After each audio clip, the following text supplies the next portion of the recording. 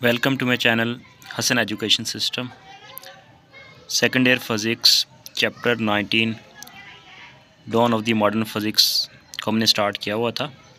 तो first lecture इसी channel के ऊपर आपको मिल जाएगा। तो आज हमारा लेक्चर नंबर 2 है। बहुत ही सिंपल एंड इजी वे में मॉडर्न फिज़िक्स को यहाँ पे आपको टीच करूँगा। तो लेट्स स्टार्ट। तो हमने देखा था कि क्लासिकल फ़िज़िक्स जहाँ मिसिंग थी, तो कुछ ऐसे पॉइंट्स थे क्लासिकल फ़िज़िक्स के अंदर जो मिसिंग थे, उसकी जगह ली थी मॉडर्न फ़िज़िक्स ने।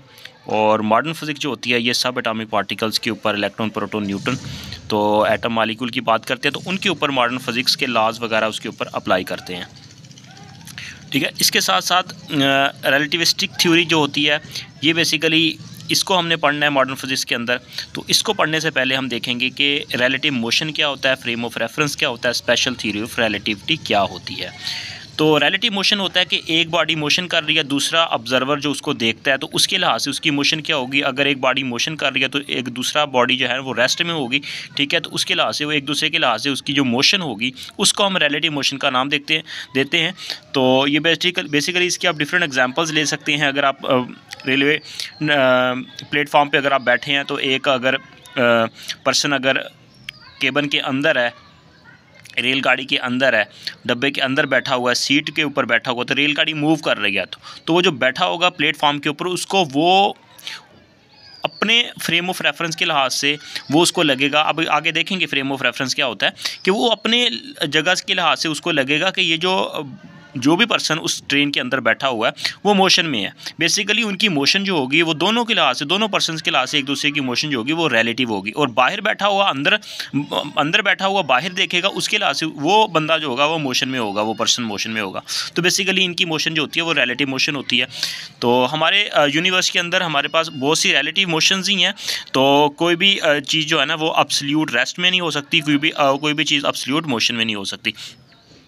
तो नेक्स्ट बात कर लेते हैं। हमारे पास ये डिफरेंट एग्जांपल्स है, आप देख सकते हैं, इसको वीडियो को पॉज करके रीड कर सकते हैं। बहुत सिंपल, मैंने हिंदी उर्दू में लिखा हुआ है। तो इस रिलेटिव मोशन से हमने कंक्लूजन क्या निकाला, हमने देखा कि different observer about rest and motion are not absolute. मतलब कोई भी चीज़ जो होती है वो रेस्ट में या मोशन में, एब्सोल्यूट रेस्ट या मोशन में नहीं होगी। ठीक है। अगर एक रेस्ट में होगी तो दूसरी मोशन में होगी, दूसरी अगर रेस्ट में है तो पहले वाली मोशन में होगी। ठीक है।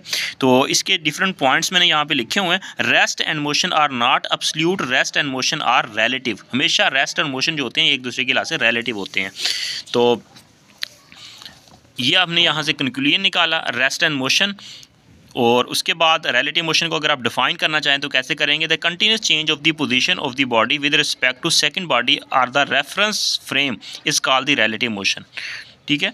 और उसके बाद अगर हम देखें कि अब यहाँ पे हम लफ्ज़ पढ़ा हमने, फ्रेम क्या होता है, फ्रेम ऑफ रेफरेंस क्या होता है। मैंने आपको बताया कि अगर प्लेटफॉर्म पे एक पर्सन बैठा हुआ तो वो अपने फ्रेम ऑफ रेफरेंस के ऑब्जर्व करेगा।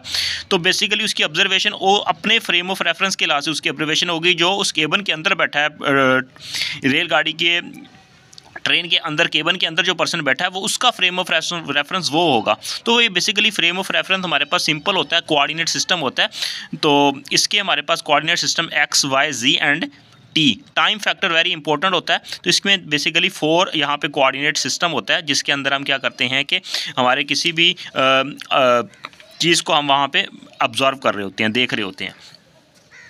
तो इसके अंदर हमारे पास बेसिकली फ्रेम ऑफ रेफरेंस 2 तरह के होते हैं। एक को हम नाम देते हैं इनर्शियल फ्रेम ऑफ रेफरेंस और दूसरा हमारे पास होता है non inertial frame of reference. तो दोनों को बारी बारी करते हैं। तो पहले हम देखें इनर्शियल फ्रेम ऑफ रेफरेंस कौन सा होता है। इसको गैलीलियन फ्रेम ऑफ रेफरेंस भी बोलते हैं, याद रखिएगा।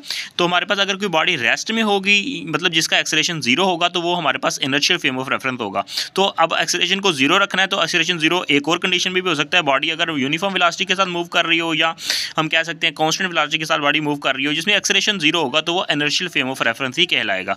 तो इसके लिए आप देख सकते हैं एग्जांपल के तौर पर अगर हम बात करें कि अगर हम एक if we sit in the car, that car is inertial frame of reference. अगर कार का वेलोसिटी चेंज नहीं होगी, कंटिन्यूसली उसकी वेलोसिटी जो होगी वो चेंज नहीं हो रही, कांस्टेंट है, उसका एक्सेलरेशन 0 होगा, तो हम कहेंगे वो कार के अंदर जो पर्सन बैठा होगा उसका जो फ्रेम ऑफ रेफरेंस होगा वो इनर्शियल फ्रेम ऑफ रेफरेंस होगा।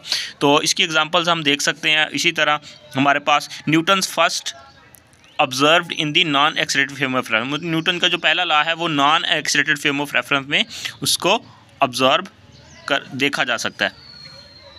तो इसी तरह मतलब यहाँ पे कहने का मतलब है कि Newton's law of motion are valid in the inertial or the non accelerated frame of reference. मतलब कि न्यूटन का जो लॉज हैं वो जो है वो इनर्शियल फ्रेम ऑफ रेफरेंस में क्या करते हैं, वैलिड करते हैं। तो इसके अलावा अगर हमारे पास non inertial frame of reference कौन सा होगा, जिसमें एक्सेलरेशन ज़ीरो नहीं होगा, ठीक है। अगर वो एक बॉडी जो है वो वेरिएबल वेलोसिटी के साथ मूव कर रही है तो हम कहेंगे वो जो कार की अगर बात करें तो कार जो होगा, अगर कार की वेलोसिटी कंटिन्यूसली वेरी कर रही है, चेंज हो रही है, कांस्टेंट नहीं है या यूनिफॉर्म नहीं है, तो उसका एक्सेलरेशन होगा तो वो हमारे पास फ्रेम बन जाएगा। कार के अंदर जो सीट होगी जहाँ पे वो पर्सन बैठा होगा उसका अंदर का जो होगा वो उसका बन जाएगा non inertial frame of reference, जहाँ से वो ऑब्जर्वेशन करेगा बाहर की तरफ। तो ये बेसिकली इंपॉर्टेंट सिंपल नोट्स हैं। तो अब सिंपल एक कंपैरिजन कर लेते हैं हम।